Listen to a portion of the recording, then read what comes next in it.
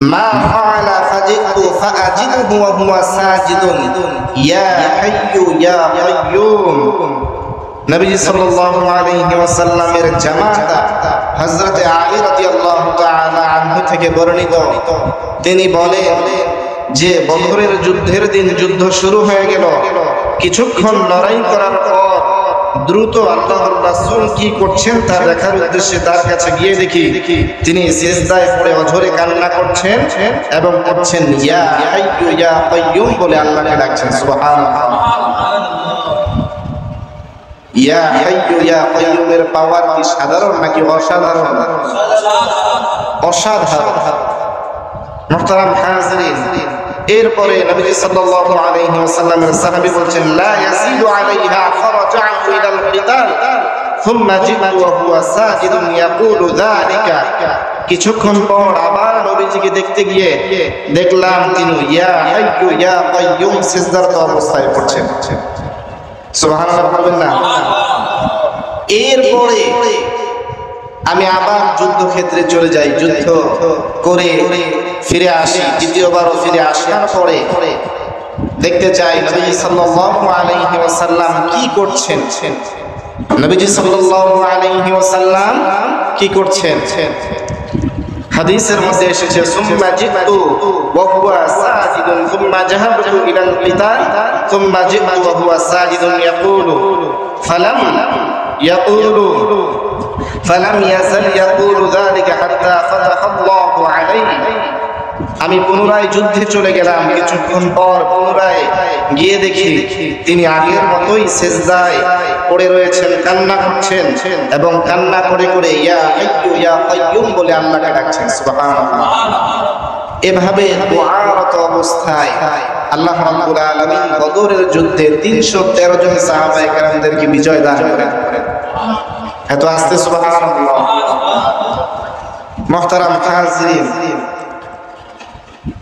এই দোয়া দুটি যদি, এই দুটি নাম ধরে যদি কোনো ব্যক্তি পরিপূর্ণ বিশ্বাস রেখে আল্লাহ রাব্বুল আলামিনের কাছে কোনো কিছু চায়, আল্লাহ রাব্বুল আলামিন ওই ব্যক্তির দোয়া ওইভাবে কবুল করবেন যেভাবে বদর যুদ্ধে আল্লাহর রাসূল সাল্লাল্লাহু আলাইহি ওয়াসাল্লামের দোয়া তিনি কবুল করেছিলেন। সুবহানাল্লাহ।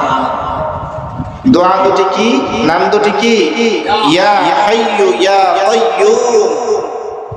এই নাম দুটি ধরে যদি কোনো ব্যক্তি আল্লাহ রাব্বুল আলামিনের কাছে কিছু চায়, আল্লাহ রাব্বুল আলামিন সেই বান্দাকে তা অবশ্যই দিবেন, তাকে খালি হাতে ফিরাবেন না। এখন আমরা প্রথম চ্যাপ্টার থেকে বিদায় নিলাম। দ্বিতীয়, সেটা হলো আল্লাহ বলেন লা তা'খুযুহু সিনাতুন ওয়ালা নাওম। লা তা'খুযুহু সিনাতুন ওয়ালা নাওম। রব্বুল আলামিন বলেন তিনি এমন এক রব, তিনি এমন এক ইলাহ যাকে নিদ্রা তন্দ্রা কোনো কিছুই স্পর্শ করতে পারে না। সুবহানাল্লাহ।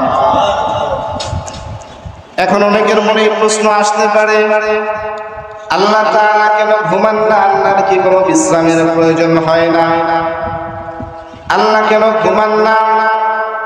এই ব্যাপারে তাফসীরে কারকরা লিখেন দুনিয়ার মধ্যে ট্রাফিক পুলিশরা যদি রাস্তাঘাটে দু একদিন না থাকে তাহলে দেখা যাবে ঘাটে পথে সব জায়গায় অ্যাক্সিডেন্ট হয়ে যাচ্ছে।